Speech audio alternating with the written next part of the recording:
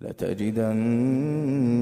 أشد الناس عداوة للذين آمنوا اليهود والذين أشركوا ولتجدن أقربهم مودة للذين آمنوا الذين قالوا إنا نصارى ذلك بأن منهم قسيسين ورهبانا وأنهم لا يستكبرون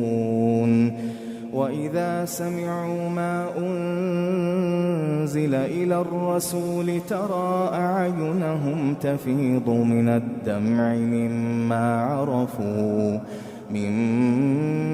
عرفوا من الحق يقولون ربنا آمنا فاكتبنا مع الشاهدين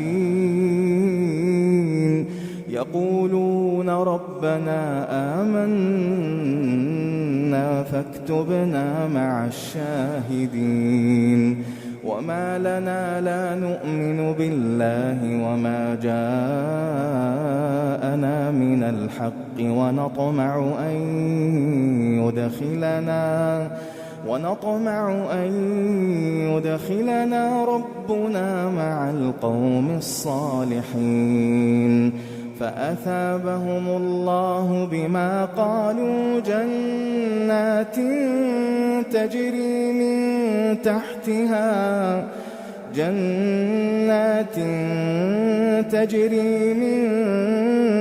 تحتها الأنهار خالدين فيها وذلك جزاء المحسنين والذين كفروا وكذبوا بآياتنا أولئك